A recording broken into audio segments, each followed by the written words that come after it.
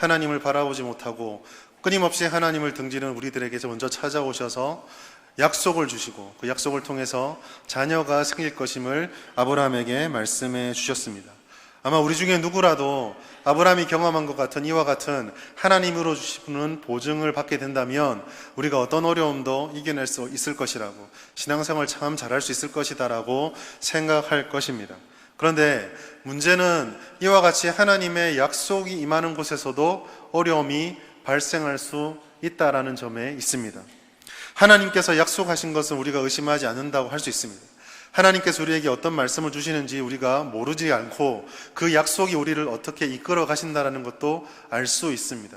그런데 그 약속과는 다른 현실이 우리 앞에 펼쳐질 때, 그때 우리는 하나님이 주신 약속과 상관없이 믿음의 시험을 받게 되고 흔들리게 됩니다. 하나님의 약속은 우리의 상황 앞에서 어떤 식으로 실현될 것인가, 혹은 다르게 말해서 그 약속을 붙잡은 우리가 우리 앞에 펼쳐져 있는 이 문제들과 상황들을 어떻게 헤쳐나갈 것인가를 결정할 때 우리는 혼란에 빠지게 된다는 것이죠. 오늘 우리는 이 본문의 말씀을 통해서 이와 같은 혼란 속에서 또다시 잘못된 선택을 하는 아브라함의 가정을 발견하게 됩니다. 그리고 그 아브라함의 가정의 잘못된 선택을 다루어 가시는 하나님을 통해서 하나님의 신실함을 보게 될 것입니다. 오늘 이 말씀을 통해서 이 하나님의 은혜가 우리에게 어떻게 중요하고 우리가 그 은혜를 받는 자로서 어떻게 살아야 될지를 깨닫게 되기를 바랍니다. 첫 번째로, 아브라함은 조급한 결정을 내리고 있다는 사실을 주목해 보아야 하겠습니다. 놀라운 신앙적인 체험을 하고 나서, 하나님으로부터 놀라운 은혜를 받고 나서 많은 사람들이 가지는 기대가 있습니다. 그것은 바로 이제 하나님께서 우리에게 은혜를 주셨으니까 아무 문제도 없이 평안하고 문제도 다 해결되고 좀 흔들리지 않는 삶을 살았으면 좋겠다. 제일 익숙한 말로는 좀 우리가 형통했으면 좋겠다 라고 하는 그런 기대감입니다. 누구나 다 그렇겠죠. 은혜를 받은 사람은 누구나 다 하나님의 이런 인도하심과 하나님의 채워주심을 갈망을 합니다. 그런 점에서 오늘 본문의 말씀의 시작은 우리를 많이 당혹스럽게 만듭니다. 읽지는 않았지만 16장 1절의 말씀 보면 이렇게 시작하고 있습니다. 아브라함의 아내 사레는 출산하지 못하였고 그에게 한 여종이 있으니 애굽 사람이요 이름은 하갈이라. 16장 1절이 뭐라고 말하고 있습니까? 15장을 통해서 하나님으로부터 온 약속, 아브라함아, 내 후사로부터 너를 축복할 것이고 내 후사가 너에게 있을 것이다 라고 말씀하지 않으셨습니까? 그 하나님의 언약이 주어졌으면 우리가 당연히 기대하는 바는 16장에 들어오면 이제 우리 집에 자녀가 생겼구나 라고 하는 결말일 것입니다. 그런데 16장 1절은 뭐라고 말하고 있습니까? 사레가 출산하지 못하였다. 약속이 왔습니다. 기대가 하늘 끝까지 올라가고 있습니다. 하나님으로부터는 놀라운 언약의 말씀, 하나님이 다시 확인시켜 주셨던 그 약속은 지금도 내 가슴 안을 두근거리게 만들고 있습니다. 그 두근거리는 마음으로 일상생활에 돌아왔는데 여전히 내 아내는 출산을 하지 못하고 있습니다.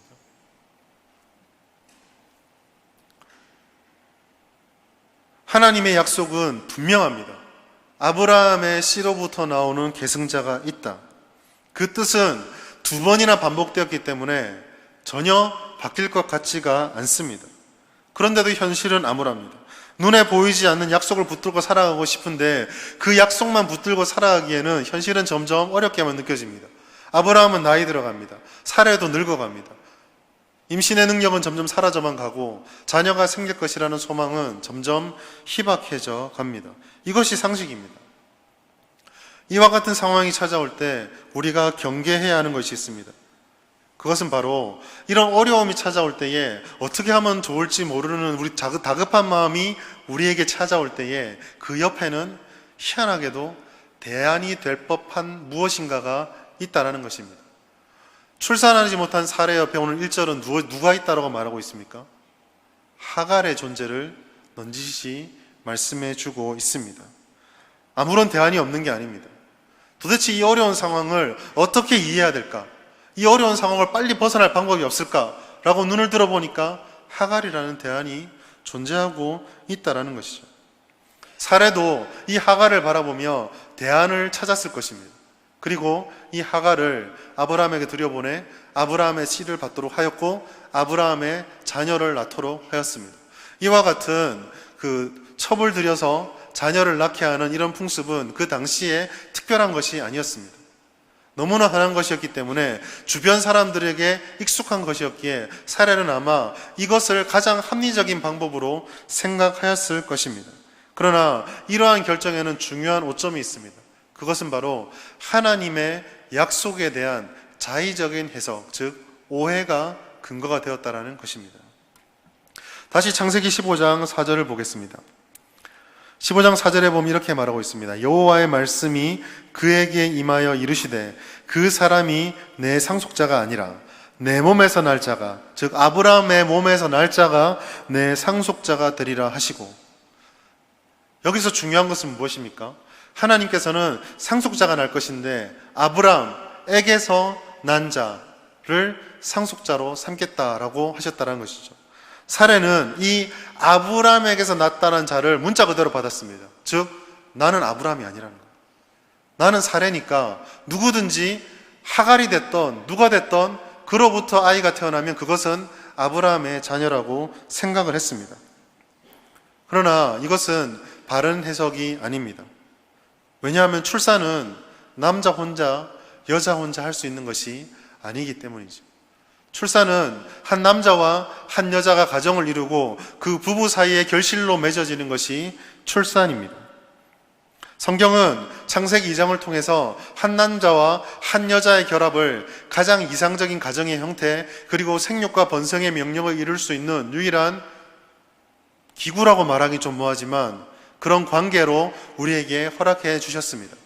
만약에 효율적인 면으로 보자면 한 남자와 한 여자의 관계를 통한 출산은 효율적이지 못하죠. 하나님께서 한 남자에게, 남자만 얘기해 좀 죄송하긴 한데 한 남자에게 한 5명의 배필을 준다, 이슬람처럼 그렇게 허락을 했다고 한다면 생육하고 번성하라라는 말씀에는 훨씬 더 유리했을 것입니다. 그러나 하나님께서는 명확하게 말씀하셨습니다. 한 남자와 한 여자를 통해서 이루어지는 가정이 출산과 생육과 번성의 기초다라고요. 따라서 그 말씀을 빗대어 해석해 보건대 내 몸에서 날짜라고 하는 이 말 속에는 사례가 제외된 것이 아니라 포함되어 있었습니다. 왜냐하면 사례야말로 아브라함의 유일한 아내였기 때문입니다. 그러나 주어진 상황의 절박함으로 인해서 사례는 하나님의 말씀의 기준, 하나님의 뜻의 기준이 아니라 그 당시 주변 사람들에게 익숙했던 하갈이라고 하는 첩을 통한 출산을 선택하였습니다. 그리고 안타깝게도 아브라함 역시 이러한 출산의 선택을 그냥 받아들입니다. 놀라운 사실은 하나님으로부터 그 놀라운 역사와 은혜를 경험하는 것을 계속 반복하고 있으면서도 이 중대한 결정을 내리는 데 있어서 아브라함도 사례도 하나님께 묻고 있지 않다라는 점입니다. 기도하지도 않았으며 바로 직전에 보았던 하나님의 언약이 주어졌던 제사를 흉내내는 모습조차 보이지 않습니다. 그들은 자신들의 상황만을 바라보았고 그 조급한 마음을 그대로 가지고 인간적인 방법을 선택하는 것을 주저하지 않았습니다. 무서운 것은 그 인간적인 방법을 선택하면서 이것이야말로 하나님의 뜻이다라고 나름대로의 결론을 내렸다라는 것이죠. 우리가 이해할 수 없는 상황, 우리 가운데 하나님의 말씀과 대치되는 상황, 우리의 신앙을 끝까지 지키기 힘든 것 같은 문제가 찾아올 때에 우리가 경계해야 될 것이 바로 여기에 있습니다. 우리가 무엇을 경계해야 될까요? 그것은 하나님의 약속과 하나님의 뜻이 우리에게 말씀하시는 바와 우리가 처해 있는 상황 사이에 떨어져 있는 시간적인, 공간적인, 그리고 이해에 있어서 떨어져 있는 이 차이를 받아들이고 기다릴 줄 알아야 합니다. 경건에 있어서 가장 중요한 모습 중에 하나는 인내입니다. 인내와 가장 대척점에 있는 것은 바로 조급함입니다. 조급함은 하나님의 뜻을 왜곡하거나 혹은 하나님께서 우리에게 말씀해 주시지 않은 것을 하나님이 말씀하셨다고 착각하거나 아니면 하나님께서 원하지 않는 것을 하면서도 하나님이 내 편일 것이라는, 내 편이어야만 한다라는 그런 막연한 기대를 믿음으로 착각하게 만듭니다. 아브라함은 사레가 아니라 하갈을 선택했습니다. 사레 역시 하갈을 선택하였습니다. 그러나 그들은 이 조급함 앞에서 하나님을 선택했다는 사실을 잃어버렸습니다. 혹시 오늘 우리 가운데 이와 같은 조급함으로 하나님 앞에 기도하는 것에, 예배하는 것에, 말씀을 읽는 것에 방해받거나 어려움을 가진 분이 계시지 않습니까? 영적 조급함을 경계하십시오. 이 조급함은 우리들을 심각한 오류로 빠지게 만들 수 있습니다. 두 번째로, 이 조급한 결정이 우리에게 결코 좋은 결과를 주지 못한다는 사실을 깨달아야 합니다. 우리가 어떤 조급한 결정을 내릴 때에 하나님께서 그 조급한 결정에 아무런 결과를 주지 않으면, 그 조급한 결정에 어떤 결실도 맺히지 않는다면 우리는 금방 돌이킬 수 있을 것입니다. 그런데 심각하고 힘든 일은 어떤 조급한 결정을 내렸을 때 생각보다 빨리, 그리고 우리가 바라는 대로 일이 진행될 때가 있다라는 것입니다. 사레가 하갈을 대안으로 제시했을 때, 아브라함이 그 하갈을 대안으로 받아들였을 때에 하갈조차 임신하지 않았다고 한다면 아마 아브라함과 사레는 좀 더 빨리 회개했을지도 모릅니다. 이것도 아니었구나, 우리가 또 실수를 했구나, 하나님 우리가 잘못했습니다, 더 하나님께 기다렸어야 하는데, 그렇게 기도할 수도 있었을 것입니다. 그런데 문제는 무엇입니까? 하갈을 주자마자 하갈이 덜컥 임신을 해버리는 겁니다. 아마 사레와 아브라함은 이러한 결과를 바라보면서 손바닥을 쳤을 것입니다. 역시 하갈이었구나. 내가 지금 나이가, 오늘 말씀 보면 뭐라고 되어 있습니까? 16장 16절에 보면 아브라함이 이스마엘 낳을 때 86세, 즉 하갈을 척으로 받아들였을 때 85세였습니다. 그 당시 보편적으로 출생을 하고 임신을 하게 된 나이를 훨씬 지났을 때였거든요. 인간적인 그 상식으로 보았을 때에 전혀 임신하지 못하는 상황이라고 생각했는데 하갈이 오니까 임신이 되는 거예요. 그래, 역시 우리가 우리 생각을 고집할 게 아니었어. 우리가 착각한 거야. 사례가 아니었어. 나는 그대로니까 하갈이 답이었구나. 룻도 아니구나. 롯도 아니구나. 엘리멜렉도 아니구나. 하갈이었구나 라고 충분히 생각할 수 있다는 것이죠. 언약은 마침내 우리의 이 선택을 통해서 결실을 하는 것처럼 보여집니다. 그러나 오늘 본문의 말씀, 우리가 읽었던 이 16장의 말씀은 이와 같은 조급한 결정은 결코 올바른 결정이 아니었음을 바로 이어서 보여주고 있습니다. 왜 그렇습니까? 임신했던 것을 깨닫게 된 하갈이 자기의 주인인 사레를 멸시하고 모욕하기 시작한 것입니다. 임신했다는 기쁨도 금방 사라져버리고 이 두 여인의 갈등으로 인해서 아브라함의 집안은 쑥대밭이 되었습니다. 서로 잡아 죽이지 못해서, 서로 헐뜯지 못해서 으르렁거린 두 여인. 물론 하갈은 주인이니까 대놓고 싸우지 못했겠죠. 그러나 아마 표독스럽게 주인을 노려보았을 것입니다. 저희 말씀을 준비하면서 옛날에 보았던 그 아브라함 그 기독교 영화의 한 장면이 생각났습니다. 그 어떤 장면이냐, 이런 겁니다. 그 하갈이 쟁반에 맛있는 과일들을 막 담아옵니다. 그리고 사라에게 싹 내밉니다. 얼마나 잘 섬기는 겁니까? 임신한 몸이 없는 힘들 텐데. 그런데 하갈이 이렇게 얘기합니다. 당신은 요 마른 과일을 드세요. 젖은 거 내가 먹겠습니다. 무슨 말입니까? 당신은 임신 못하는 마른 여자입니다.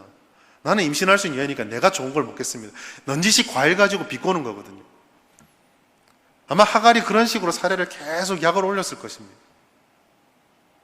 사례가 이것을 참지 못하고 아브라함에 갑니다. 내가 받는 이 모욕은 당신이 받아야 된다. 좀 앞뒤가 안 맞죠? 아브라함이 사례에게 와서 무릎 잡고 제발 하갈을 내 여인으로 주세요 그랬습니까?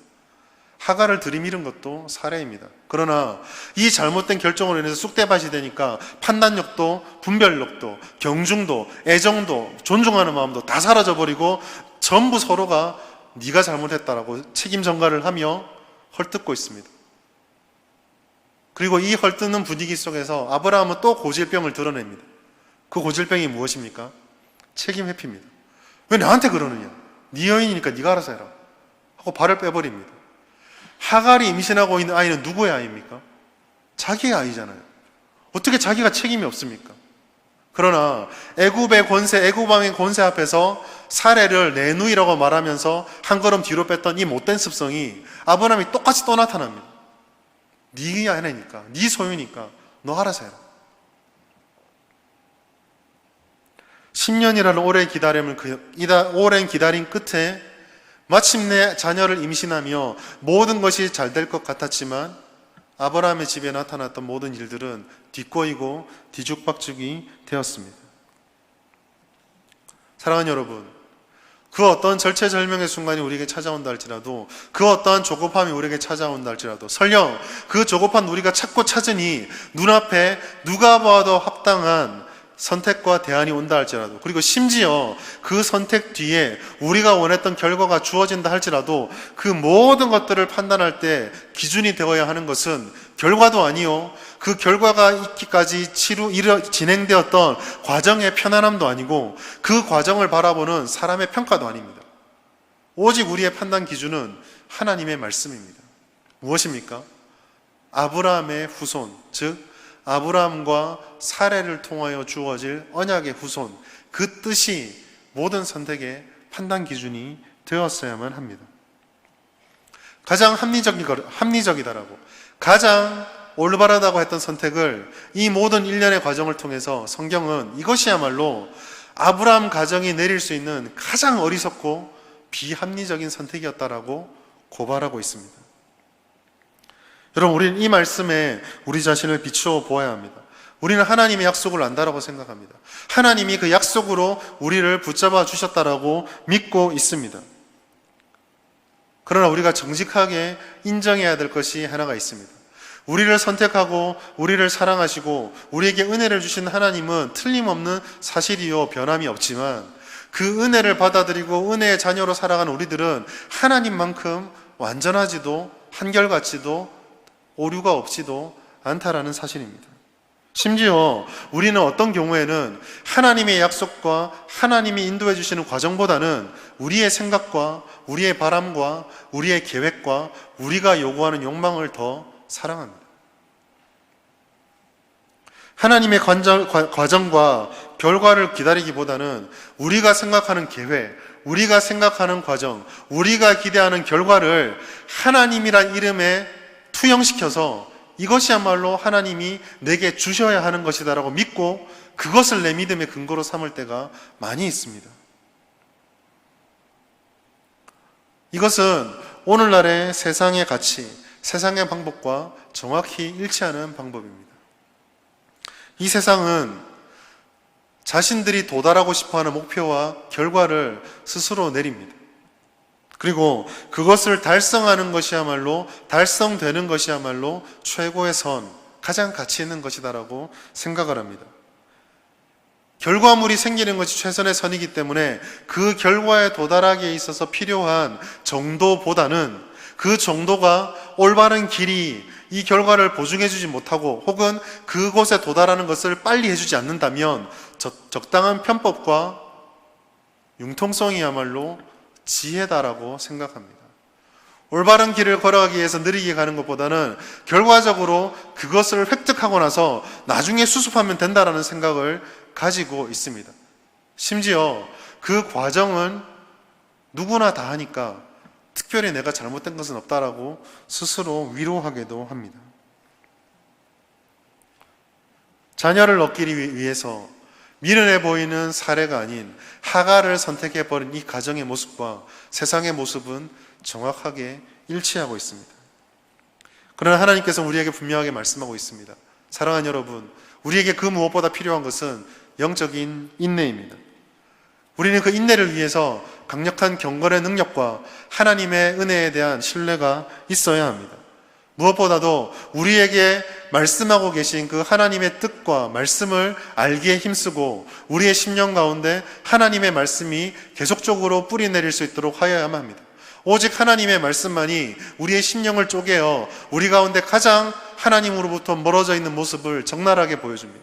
오직 그 말씀만이 우리를 둘러싸서 힘들게 만드는 그 세상의 정체를 바로 깨달을 수 있도록 만들어줍니다.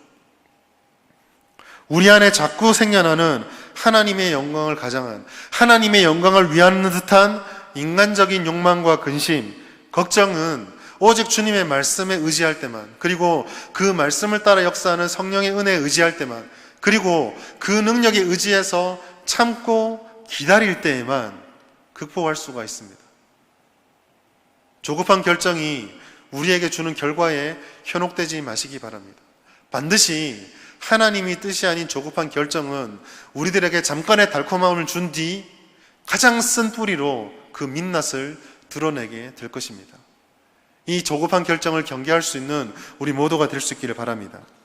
마지막으로 하나님께서는 신실하신 은혜로 우리를 지키신다라는 사실입니다. 아브라함과 사레의 잘못된 선택으로 인해서 이 임신한 하갈은요, 큰 공경에 처하게 되었습니다. 오늘 말씀해 보았던 본문인 6절부터 14절까지의 말씀은 사레를 피하여 도망갔던 하갈에게 일어났던 일입니다. 하갈이 광야로 쫓겨갔을 때 하갈은 두 가지 비참함을 가지고 있었습니다. 첫 번째로 하갈은 여종이었습니다. 여종이라고 하는 것은 그 당시 사회에 존재했던 두 가지 가장 낮은 존재를 상징합니다. 하나는 여인입니다. 여인은 고대 사회에 큰 의미도 갖지 못하고 소중하게 여겨지지도 못했습니다. 두 번째로 종입니다. 종은 더 말할 필요가 없겠죠. 여종은, 이 하갈은 생태적으로나 그리고 신분적으로 굉장히 연약한 처지에, 비참한 처지에 놓인 채로 광야를 향했습니다. 두 번째로 하갈은 임신한 상태였습니다. 지금도 임신하게 되면 얼마나 많이 배려하고 얼마나 조심을 합니까? 3개월까지는 뭐 차가운 데도 못 앉게 하고 놀래키지도 못하게 하고 걷지도 못하게 하고, 아마도 우리 여성분들이 남편분한테 가장 극진한 대접을 받을 때 그 3개월이 아닐까 싶습니다. 그 기간이 끝나고 나면 조금 시들시들해지시죠? 저는 안 그랬습니다. 가장 다른 이들의 도움이 필요한 상태에 가장 도움을 받을 수 없는 광야로 나가버린 하갈. 그런데 이 하갈에게 오늘 말씀해 보면 하나님께서 찾아오고 계십니다. 여기서 우리는 아브라함에게 언약을 베풀어 주셨던 것과 동일한 은혜의 하나님을 발견하게 됩니다. 잘 생각해 보시기 바랍니다. 지금 이 사단이 난 것이 하나님의 책임입니까? 하나님께서 언제 하갈을 대안으로 제시했던 거예요? 하나님께서는 두 번에 걸쳐서 아브라함의 자손으로 인한 복을 분명히 말씀해 주셨습니다. 그럼에도 불구하고 아브라함과 사레와 하갈이 잘못된 선택으로 일을 이 지경으로 만들어 놓았습니다. 하나님께서는 내 말 안 듣고 너희들이 했으니까 알아서 책임져라 라고 하셔도 아무 문제될 것이 없습니다.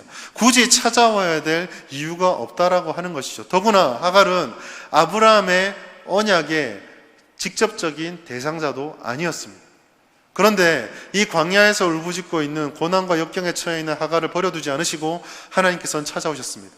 왜냐하면 첫 번째로 하갈은 사레에게 핍박과 박해를 받았던 약자였기 때문입니다. 하나님은 연약한 자의 부르짖음을 절대로 외면하지 않으십니다. 우리가 힘들고 고통과 어리석음 속에 있을 때에, 이 세상의 풍조 속에 연약함에 있을 때에 우리에게 신뢰가 닿는 것이 바로 이것입니다. 하나님의 자녀가 아님에도 고통과 연약함 속에 있는 이 하갈을 찾아오신 하나님, 하물며 하나님의 백성인 우리가 부르짖을 때 하나님께서 찾아오지 않으시겠습니까? 두 번째로 이렇게 찾아오셨던 아브라함에게, 하갈에게 하나님께서 행해 주셨던 약속입니다. 하나님께서 이 하갈에게 주셨던 말씀은 대단히 놀라운 말씀입니다. 왜 그렇습니까? 하나님께서 이 하갈에게 주신 약속은 내 태중에 있는 아브라함의 자녀, 즉 이스마엘도 큰 민족이 되게 해주시겠다라는 것입니다. 우리가 잘 알다시피 이 이스마엘 족속의 후예들은 흔히 말해 베두인 족속이라고 부르는데요, 지금 이스라엘을 제외한 그 중동에 있는 그 지파들입니다.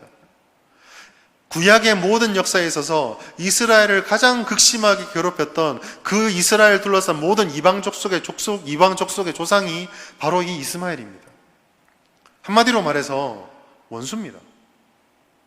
태어나지 않았으면, 차라리 존재하지 않았으면 이스라엘은 덜 힘들지 않았을까? 라고 생각할 만한 그 족속인 것이죠. 그런데도 불구하고 하나님께서 이 하갈의 자손을 축복해 주십니다. 복을 주십니다.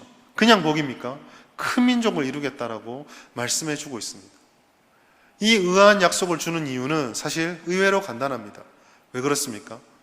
이스마엘이 대단하기 때문도 아니요, 하갈이 대단하기 때문도 아닙니다. 하나님께서 이 이스마엘을 기억하시고 보호하고 번성케 해주시는 이유는 다름 아닌 아브라함 때문입니다. 왜 그렇습니까? 아브라함에게 주신 약속, 내가 내 자손으로 셀 수 없는 모래와 같이 하겠다는 이 약속 때문입니다. 비록 언약의 계승인 이삭의 후예가 아니라서 언약의 대상자는 되지 못하지만 이스마엘 역시 하나님의 약속, 아브라함의 자손 속에 들어있기 때문입니다. 사랑하는 여러분, 우리는 여기서 하나님께서 얼마나 신실하신지, 그리고 그 신실하심이 얼마나 우리의 이해를 초월하는지를 잘 알 수 있습니다. 우리 생각 같아서는 이스마엘은 그냥 없는 게 나은데 하나님께서는 이스마엘을 사랑해 주셨습니다.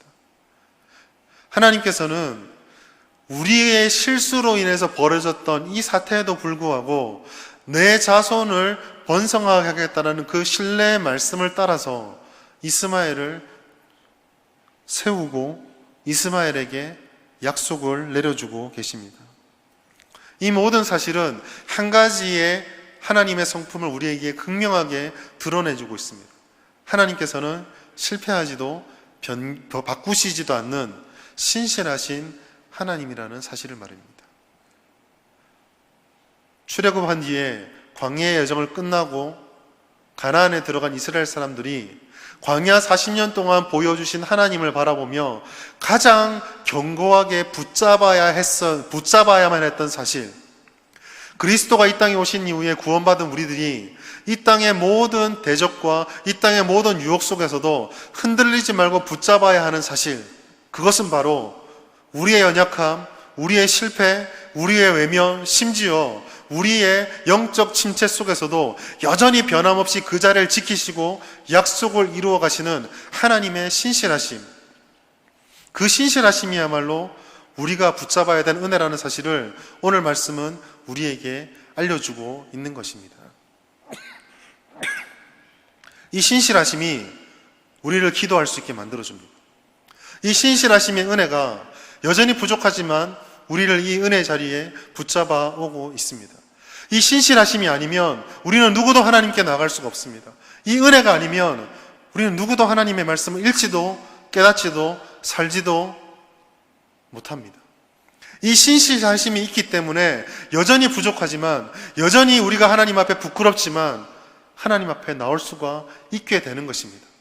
2000년에 죽으셨던 그리스도의 그 대속적인 은혜를 변개하지 않으시고 다시 오실 예수님의 그 약속을 신실하게 이루어 가시기 때문에, 그 구속의 언약 속에 우리가 들어있기 때문에 하나님께 부르질 수 있게 된다는 것이죠.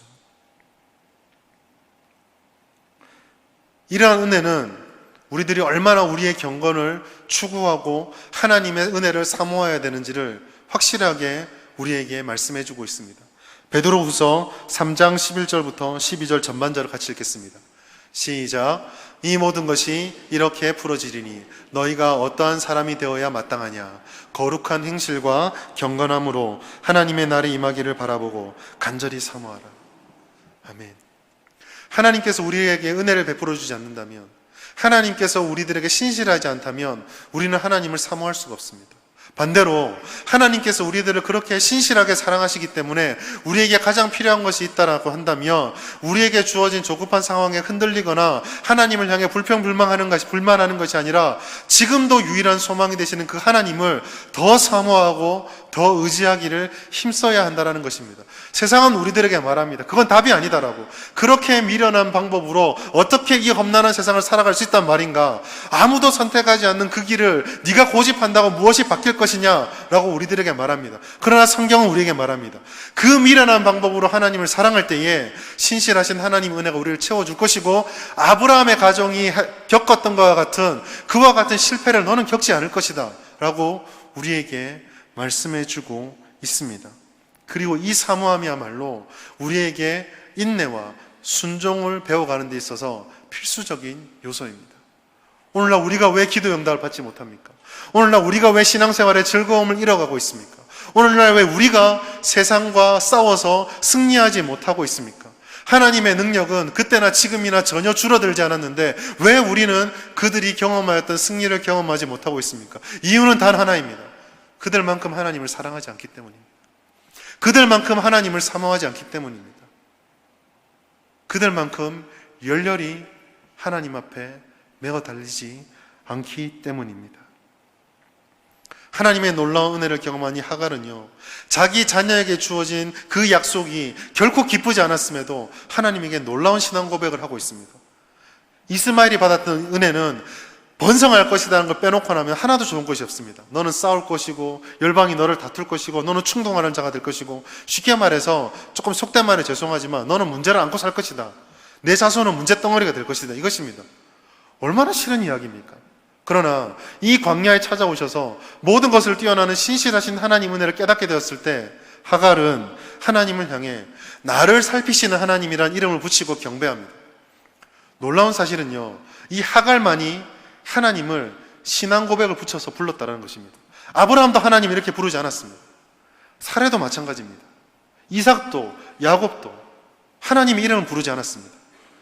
오직 하갈만이 하나님을 불렀습니다.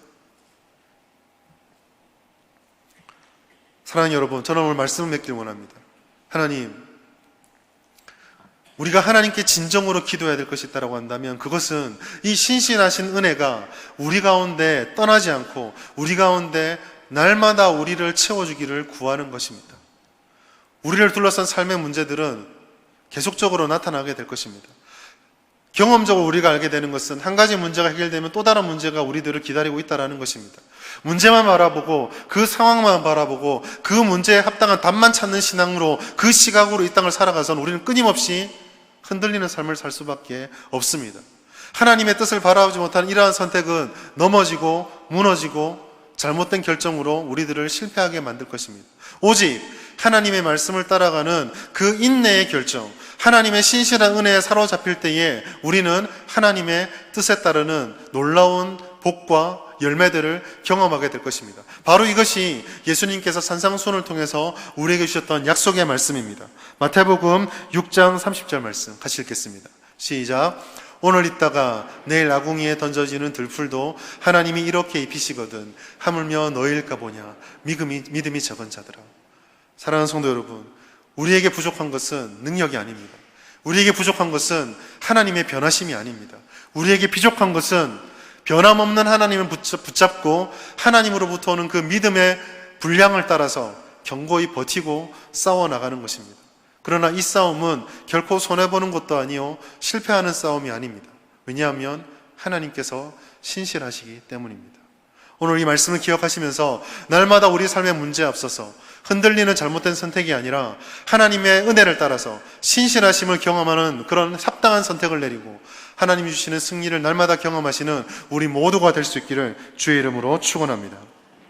이 시간에 하나님의 말씀을 기억하시면서 하나님께 기도하시길 바랍니다. 첫 번째로